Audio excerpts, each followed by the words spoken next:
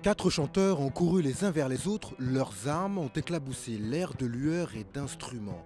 Dwellum, ce n'est pas qu'un poème de Baudelaire, c'est un lien spécial entre Arthur, Fred, Hugo et John, quatre potes qui se sont rencontrés sur les bancs de l'école.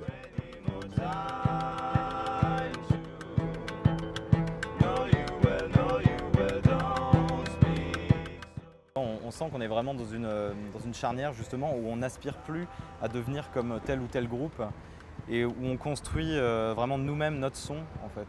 Et c'est la première fois depuis que le groupe existe, enfin le groupe existe depuis 7 ans et c'est la première fois où on est justement à ce point de pivot qui va vraiment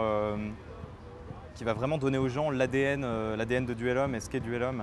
Et c'est très très agréable ce sentiment qu'on a là en ce moment justement d'avoir trouvé quelque chose, d'avoir mis le doigt sur ce qu'on était vraiment et pas répéter sans cesse des influences qu'on peut avoir à droite à gauche. Dwellum, c'est de l'indie pop, c'est de l'indé fortement inspiré par les cultures africaines. C'est un son à mi-chemin entre le rock, l'électro et les musiques du monde.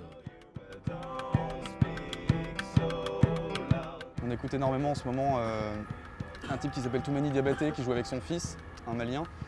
Mais ça ne veut pas dire qu'on va nécessairement mettre de la kora dans nos morceaux. On aime beaucoup cette idée que la musique a des racines un peu plus profondes que celles qui sont évidemment, qui nous arrivent tout de suite par la radio, internet, etc. Et voilà, je pense que ça se ressent aussi un peu à travers nos textes. On ne raconte pas quelque chose qu'on a vécu dans la journée, etc. On fait appel à des émotions peut-être un peu plus profondes sans que ce soit forcément amélioratif. C'est toujours assez crypté, assez, ça révèle plus des espèces d'atmosphères ou des images, des parfums.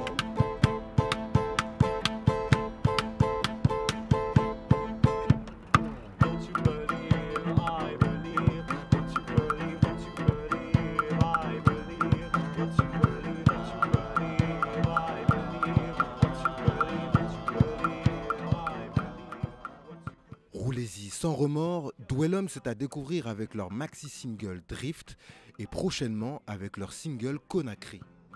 There are fears.